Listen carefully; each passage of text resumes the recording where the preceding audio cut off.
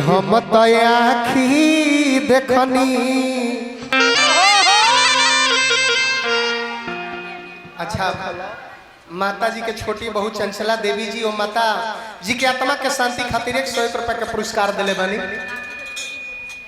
स्नेहा यादव दादी माता के छोटी पोती 101 रुपए के हमारा के पुरस्कार और दादी माता के दिवंगत आत्मा जहां कहीं भी भटकत होके भगवान ओ दादी माता के आत्मा के शांति दी।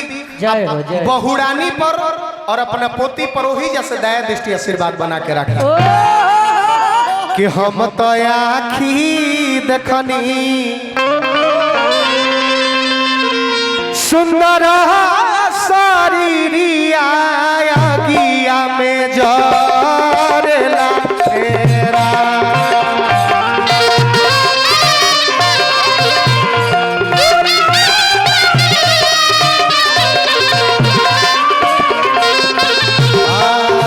हम तो आखी देखनी सुंदर शरीरिया गिया में जरेला तेरा।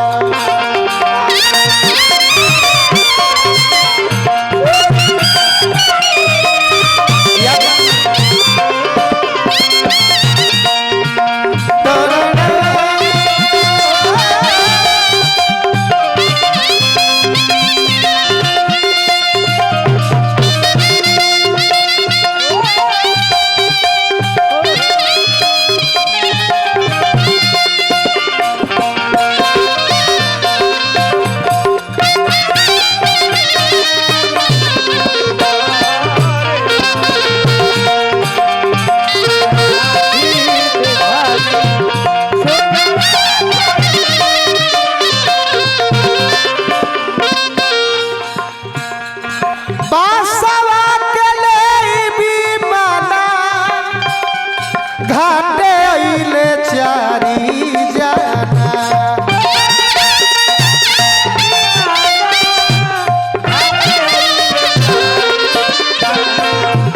बासवा के लेबी माना घाटे अइले चारी जाना।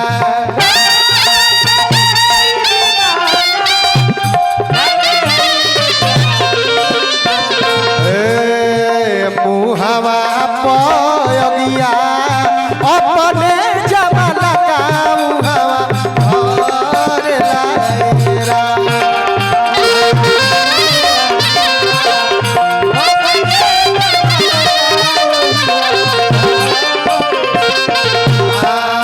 हम आखी देखनी सुंदर शरीरिया गिया में जरेला।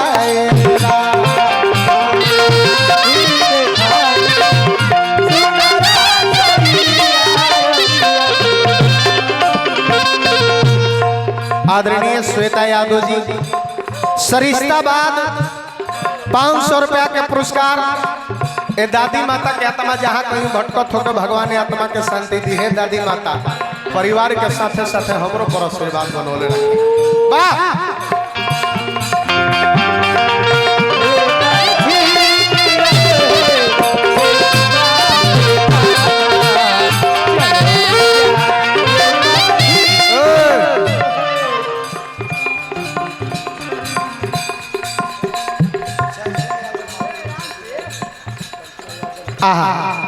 चंचला यादव ए दादी माता के छोटी बहू के ओर से पुरस्कार बा। माई के आत्मा जहाँ कहीं भी होके लक्ष्मण झूला पर झूले। नारायण जी शांति के दान प्रदान करी। भोलानाथ से यह कामना करो। काफी सुंदर सराहनीय कलाकार कलारनेट वादक हमार भैया बक्सर जिला से आके आई किलाट बजावत रे पवन सिंह खेसारी लाल यादव भरत शर्मा विष्णु ओझा सबके साथ किलाट बजावे हमार टेंगारी भैया 1001 रुपया का पुरस्कार दीना गोप भैया हमरा के दिहले बानी। हम बार बार पौलगी करब माई से ये कामना करब कि जौना खजाना से रुपया भैया चाचा माई बहिनी देता नहीं तो खजाना में कहियो कमी मत होखे ना। तनी टेंगारी भैया रुआ खड़ा होके अपन कला के पेश करी। कर्जकर्ता मलिकार से आग्रह रही का सिटी लेता हो कार्यकर्ता मलिकार से आग्रह रही कि तनी मंच पर आके हमरा कलारनेट वादक करवा सुबह मन समान जरूर को दे वाह दिखाई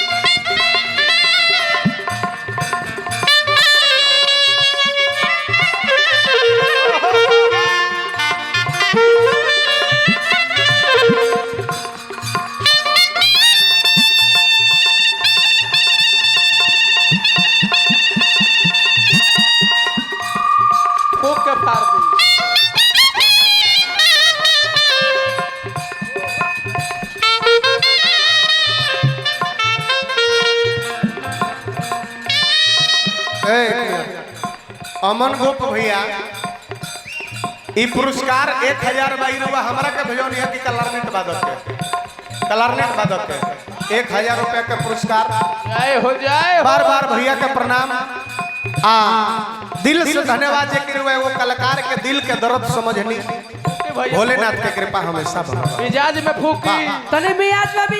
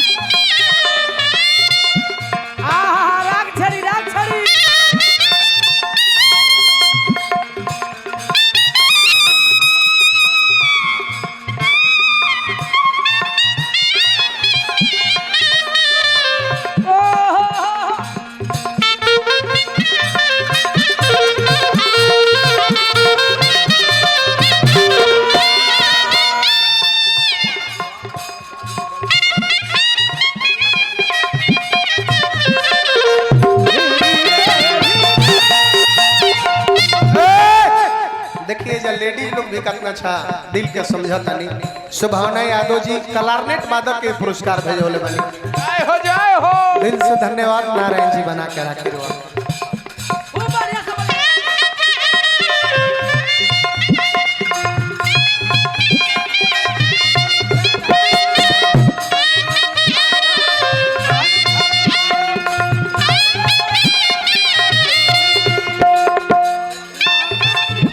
नेहा यादव दादी के पोती कलारनेट वादक के पुरस्कार भेजोने दिल से धन्यवाद।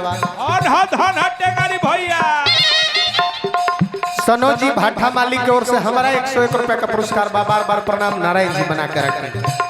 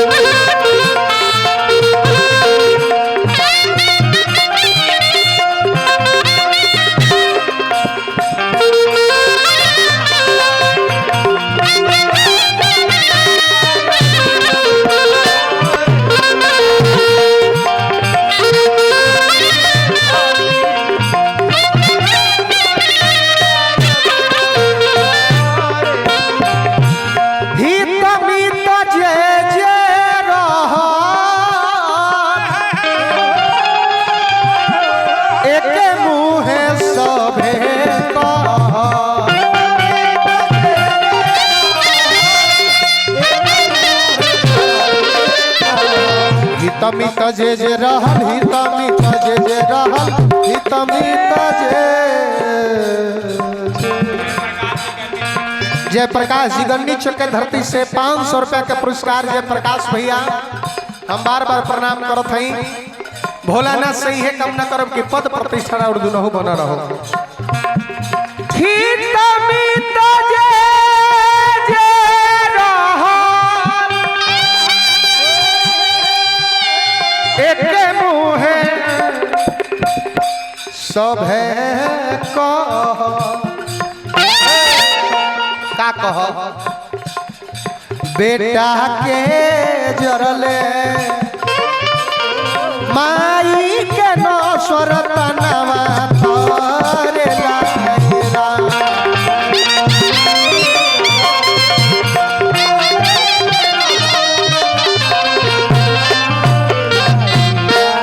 लेकिन चले के बाप तनी ले लेदारी के दुनिया में हमनी के लागब जा। हाँ फिरोज भैया तनी बढ़ा दे स्केल।